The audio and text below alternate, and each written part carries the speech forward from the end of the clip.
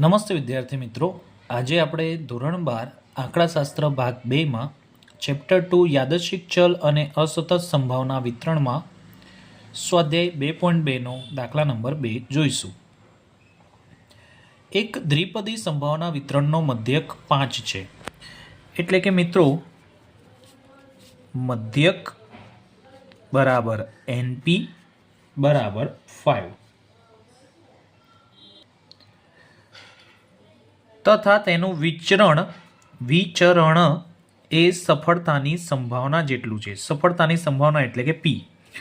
તો વિચરણ અને દ્વિપદી સંભાવના વિતરણમાં વિચરણ બરાબર થશે NPQ અને NPQ જે છે એ સફળતાની સંભાવના જેટલું છે. સફળતાની સંભાવના એટલે કે P. સફળતાની સંભાવના P કહેવાય અને નિષ્ફળતાની સંભાવના Q કહેવાય.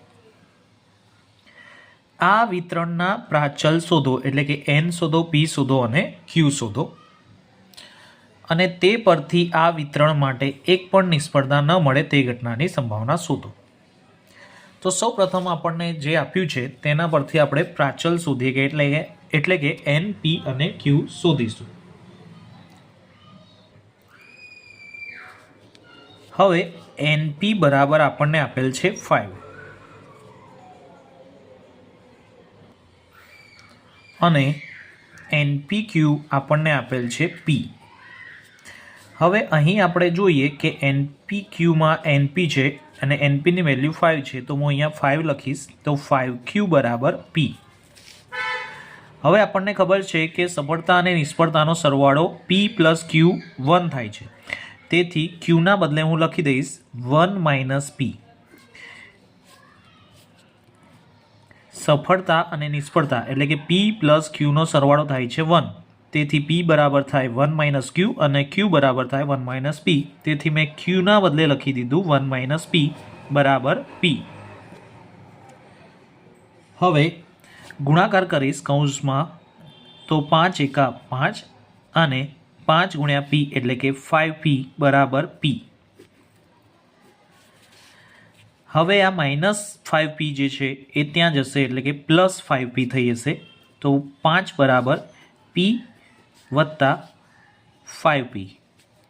તો P વત્તા 5P એટલે કે 6P બરાબર થશે 5 અને 6 જે ગુણાકારમાં છે એ ભાગાકારમાં જશે તો P બરાબર થશે 5/6.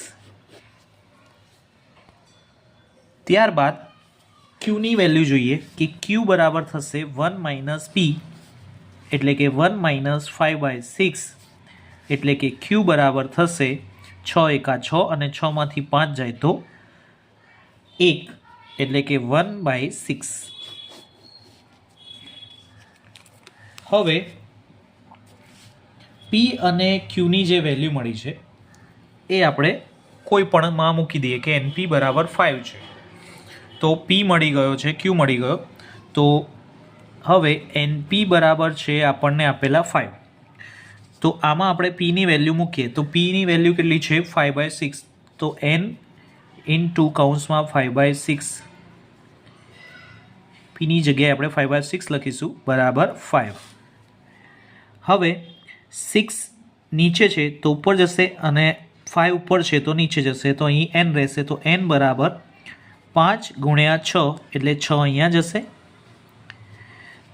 ડિવાઈડ બાય આ 5 ગુણાકારમાં છે તો ભાગાકારમાં જશે. તેથી 5 ગુણ્યા 6 ભાગ્યા 5 તો 5 5 કટ તો N બરાબર થશે 6. એટલે ટોટલ આપણા પ્રયત્નો છે 6. હવે આપણને પૂછ્યું છે કે પ્રાચલો શોધો. તો પ્રાચલ તો આપણને મળી ગયા P, Q અને N. હવે આપણને પૂછ્યું છે કે તે પરથી આ વિતરણ માટે એક પણ નિષ્ફળતા ન મળે તે ઘટનાની સંભાવના શોધો.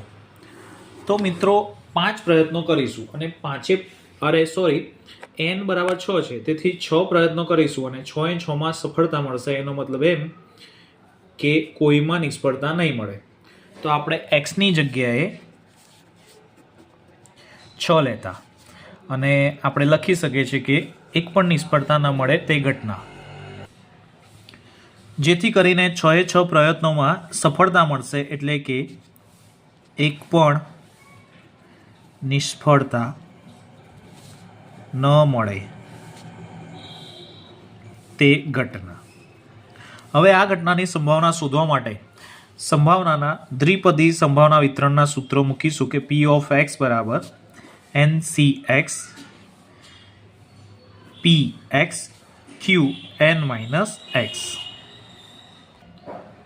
હવે 6 પ્રયત્નોમાં સફળતા મળે એટલે કે x બરાબર 6, તો P of 6 બરાબર n આપણે શોધેલા છે, n બરાબર 6 ટોટલ પ્રયત્નો 6 C x એટલે કે 6 લખીશું આપણે.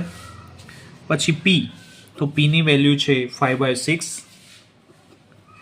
x તો 6, Q ની વેલ્યુ આપણે શોધી 1/6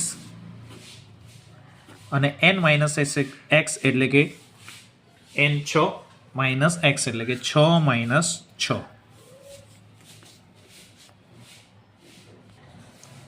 હવે 6C6, તો 6C6 ની વેલ્યુ થશે 0, કારણ કે ઉપર થશે 6 × 5 × 4 × 3 × 2 × 1 અને ડિવાઈડમાં પણ થશે 6 × 5 × 4 × 3 × 2 × 1. તો 6C6 ની વેલ્યુ થઈ જશે 1. ડિવિઝન થશે એટલે કે બંને ઉડી જશે, તો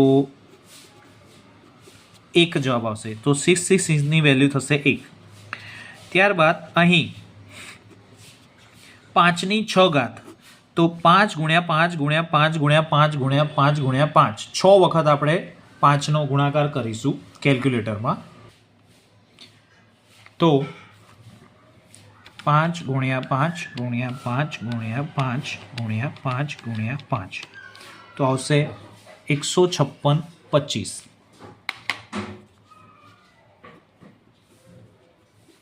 અને 6 ની 6 ઘાત એટલે કે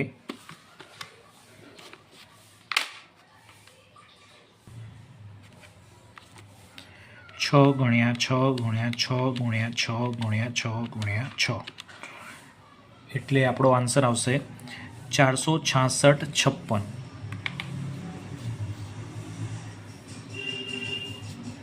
અને 1/6 ની 6 માંથી 6 જાય એટલે કે 0 ઘાત, તો કોઈ બી સંખ્યાની 0 ઘાત હશે તો આન્સર આવશે 1.